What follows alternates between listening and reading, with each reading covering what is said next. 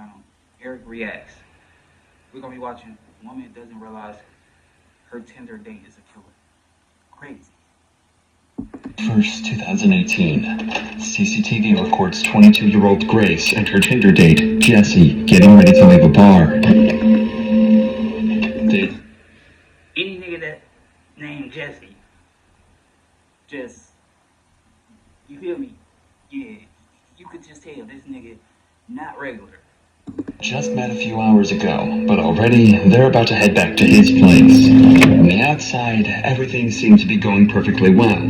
So well, in fact, that soon after they could be seen heading to a nearby hotel and up to Jesse's hotel room shortly after. Nobody could have expected that this was the last time. She just looking for some sex, gang. I ain't even gonna cap, I ain't gonna hold you. Cause why is you already going to this man room? You feel me? Like, she's single, definitely ain't got nobody loving on her. So this is what's going on. Grace would ever be seen alive. The next day happened to be her birthday, and nobody was able to reach her all day, and the same was true even days after. It was like she disappeared off the face of the earth. Her friends and family quickly reported her missing, but to no avail. Meanwhile, Jesse was recorded on CCTV out and about, going up and down the elevator, carrying cleaning supplies, and what appeared to be a suitcase. A suitcase with contents that would shock everyone to the core. Yeah, because it's probably his serial killer weapons, everything that he used in there. But why you got this at this hotel? Like it ain't gonna be found. You feel me? What's done in the dark must come to the light, my boy. And what's even worse, the killer had another date lined up. And if the cops don't intervene and arrest him quickly, this girl, as well as countless others, could fall victim to this very same man. Dr. Insanity. Tell me what happened last And from the beginning? Yeah. Hold on. He said, tell me what happened last Saturday. He said, from the beginning? Like, come on, dude. Like, how do you not understand? Like, you know what's going on, dude. Come on, man. Stop playing.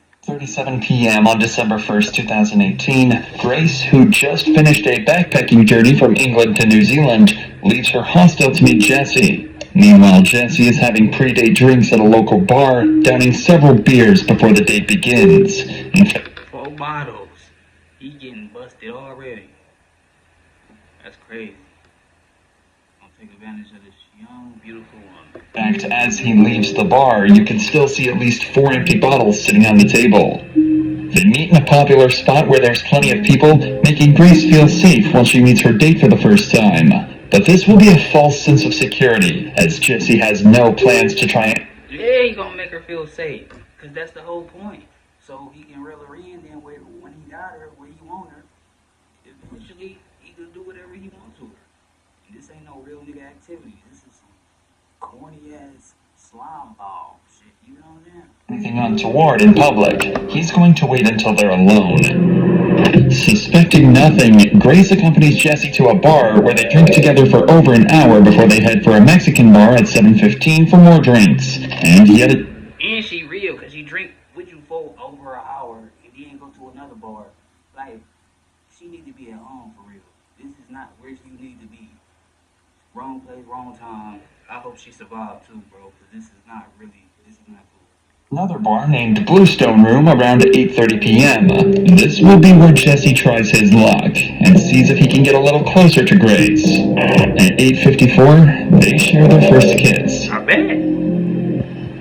This is when Jesse takes a trip to the bathroom and where Grace sends her very last message to anyone, telling her friends that it's going amazingly well and that she just clicks with him so well. She's probably excited to spend the night with a man that she genuinely likes. She could have had no idea that instead, he was about to end her life in one of the most horrific ways possible. Wow. End her life in the most horrific way possible. This is crazy.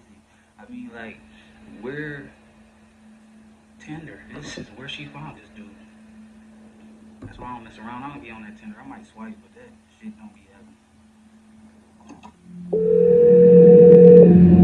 The next morning, Grace's phone starts to receive a ton of messages. It's her birthday, and there are plenty of friends who want to send her their best wishes. Each and every one of these messages goes unanswered. The first sign that something is wrong is at 8 a.m. It's her birthday and you out with a stranger when you should be around family. Nah, that ain't even. That's not even clicking in my brain. Like, come on now. Jesse enters the very same elevator, this time on his own, throwing the camera a suspicious glance. If you think he's just getting the birthday girl a morning coffee, then think again. During that night, Jesse killed Grace by strangulation, and now he's going to try and do everything he can to cover up his crime, and he needs to do it quickly, because he's already got another potential victim lined up. By 8:07 a.m. You know what's crazy though? He acting like he real, like, you know, mentally there in the brain, but he not. Like, he holding it all like it's a secret. Like, this shit is crazy. Jesse is in town and about to start the most eerie shopping trip possible. He starts at the warehouse on Elliott Street, where he buys a suitcase that he plans to hide Grace's body in. He checks out the width and depth of the suitcase to make sure it'll fit her, so he can dispose of her body before anyone can catch him. Then, 25 minutes later, he makes his way to another store, where he buys a number of cleaning products that will be used to clean up the murder scene. Then he returns to his apartment for a number of hours, reappearing at 10:42 a.m. before he jumps in a taxi and Apex Car Rental where he rents a car. But it's what he does next that's truly shocking, and puts everything you doing is on surveillance, and you really think you getting away with it when you're not. That's the most crazy part. You go in the store and you think you about to take them out of there, but the whole time you don't even know that you already been watched before you even grab what you want to. You know what I'm saying? Come on, man. Pressure on the cops to discover and solve his murder as quickly as possible. As Grace's body lies in the apartment, Jesse goes on a date with another girl he met on Tinder. Given that he has all the equipment ready to hide one body, it's speculated that he planned This dude is insane, my boy. this to be his second victim of the day. As he arrives at the bar, Jesse is wearing exactly the same clothing that he wore the night before, possibly the same clothes that he wore when he killed Grace. We're not sure whether Kempson was as pushing his initial messages to this girl, but what we do know is that the conversation he struck up with her during the date not only brought up some major red flags, it downright terrified her. Allegedly, he wanted to talk to her about where to hide a dead body from the police. Right away, the date is over, and this girl's instincts may have just saved her life. It's hard to imagine the horror that she would have felt when she learned the truth about the man she just walked away from. Certain that he likely had the same fate lined up for her as he did with Grace. At 8:56 p.m., we can see Jesse carrying a piece of equipment back to his apartment. More precisely, it's a carpet cleaner, and he's going to try and use that carpet cleaner to try and remove any trace of Grace's presence at his apartment. He's even got 2 bottles of cleaner in his hand, making sure he's got enough to get the job done. This nigga about the Joe Goldberg or some shit, whatever the nigga name from you on Netflix and shit. 30 minutes later, and we're greeted with the product of all his hard work. He's about to try and hide the body. He reappears in the elevator with a trolley carrying several luggage bags, one of which is the suitcase that he bought earlier that morning. It's way too heavy to carry, as inside is Grace's dead body. Of course, he can't walk through the streets with this amount of baggage, which is exactly why he hired the rental car. Minutes sweat meat sandwiches, stupid ass boy. Later, he's loading the rental car with all of the baggage, ready to make the next move in his attempt to cover up this murder, hiding the body in a place he thinks no one will find it. The next morning at 7 a.m., Jesse buys a shovel and heads back to his apartment, where he collects some clothing to take to the dry cleaners, destroying more potential evidence of his crime. But he's not done there, as he stops off at a random trash can, tossing a large trash bag inside. Then What's in the trash bag, though? A body? I know he ain't that bold. Go take it to the river or something. You know what I'm saying? That's the real place you dispose it. But if you just do that in the dumpster, this nigga is really fuck, man. As he takes his rental car for a deep clean, paying particular attention to the rear of the vehicle where he had stashed the suitcase containing Grace's body. And with that, his work was done.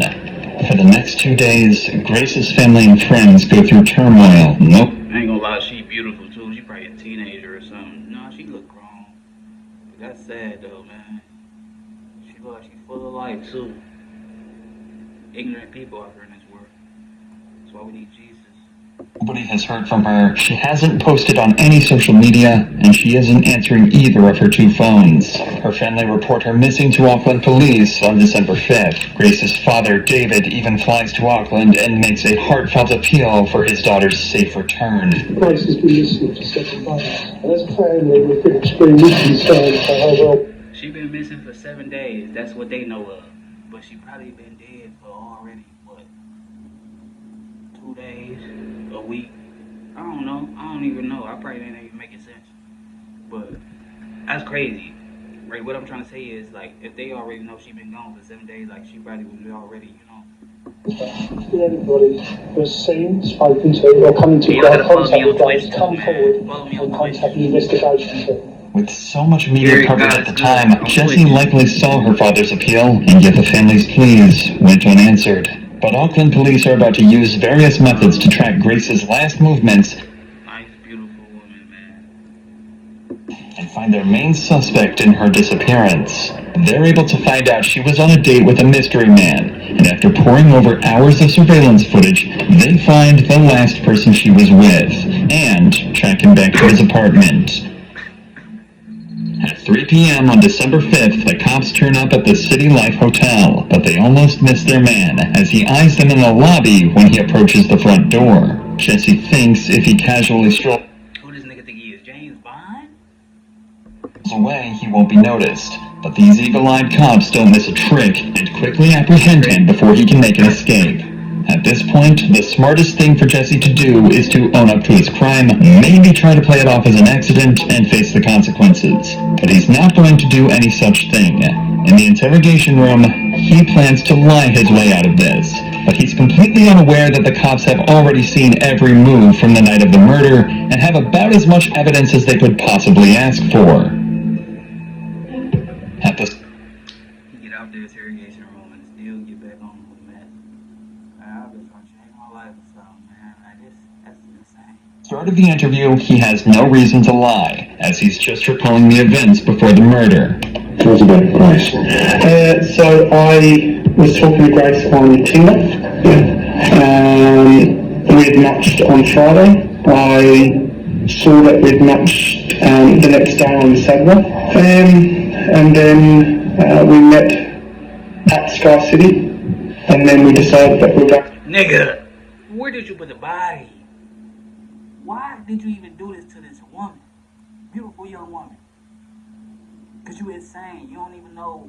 You're not even human, bro. To Andy's Burger Bar, which is on the first floor. Not long into this interview, Jessie becomes entangled in his first lie, as he claims Grace was the one pushing for a date, when we already know he was the one trying hard to meet Grace. Like, trying to make it seem like it's on her. Like, come on, man. We know what's going on, man. We know what type of activity you into. In their initial messages. Whose idea was it to go to that particular building with me? Goofy. Because I didn't initially know.